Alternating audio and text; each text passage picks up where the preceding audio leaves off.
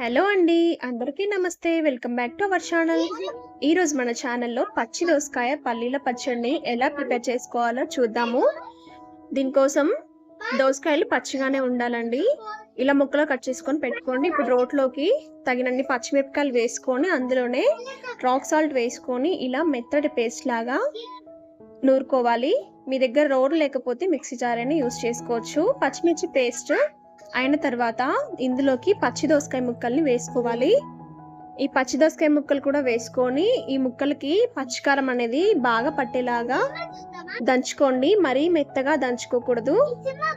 చూడండి, ఈ విధంగా దంచుకొని పక్కన పెట్టుకుంటే సరిపోతుందండి. ఇప్పుడు ఇది మొత్తం దంచుకున్న తర్వాత వేయించిన పల్లీలను వేసుకోవాలి. పల్లీలను కూడా మెత్తటి పేస్ట్ లాగా దంచుకోండి. ఈ విధంగా నూరుకోవాలండి.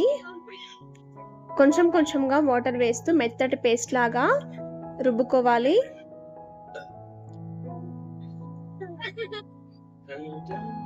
పల్లీలు కూడా మంచిగా రుబ్బుకున్న తర్వాత ఇందులోకి మనం ముందుగానే దంచుకొని పెట్టుకున్న దోసకాయని వేసుకోవాలండి. దోసకాయ పచ్చిమిర్చి ఏదైతే ఉందో అది వేసుకోవాలి. వేసుకొని ఈ విధంగా నూరుకొని పక్కన పెట్టుకోండి.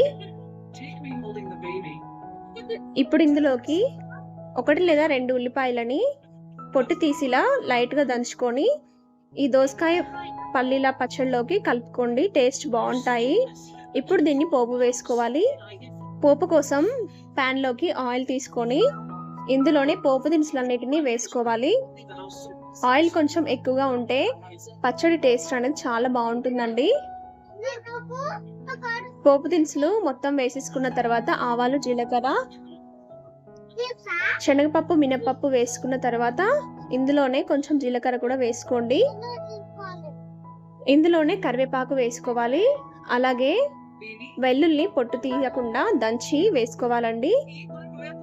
ఇవన్నీ బాగా ఫ్రై చేసుకోవాలి. ఈ తాలింపు బాగా ఫ్రై అయిన తర్వాత ఇందులోకి చిటికెడంత పసుపు కూడా యాడ్ చేసుకోండి. పసుపు కూడా కొంచెం వేగాలి. ఇప్పుడు ఇందులోకి మనం ముందుగా దంచి పెట్టుకున్న పచ్చి దోసకాయ పల్లీల పచ్చడిని వేసుకొని ఈ పచ్చడిలోకి తాలింపు అనేది బాగా కలిసేలాగా కలుపుకోవాలండి. మనం ఇది రోడ్లో చేసుకున్నాం కాబట్టి టేస్ట్ అనేది చాలా బాగుంటుందండి. మీ దగ్గర రోడ్ లేకపోతే మిక్సీ జార్లో అయినా చేసుకోవచ్చు, కానీ రోట్లో అయితే ఎక్సలెంట్గా ఉంటుందండి. అంతేనండి, పచ్చి దోసకాయ పల్లీల పచ్చడి రెడీ. చాలా అంటే చాలా రుచిగా ఉంటుందండి. తప్పకుండా ట్రై చేయండి. ట్రై చేశాక మీకు ఎలా వచ్చిందో కామెంట్ చేయండి. నచ్చితే లైక్ చేయండి. మీ ఫ్రెండ్స్ అండ్ ఫ్యామిలీతో షేర్ చేయండి. వేడి అన్నంలోకి నెయ్యి వేసుకొని తింటే అదిరిపోతుందండి ఈ పచ్చడి. తప్పకుండా ట్రై చేయండి. మరిన్ని రెసిపీస్ కోసం సబ్స్క్రైబ్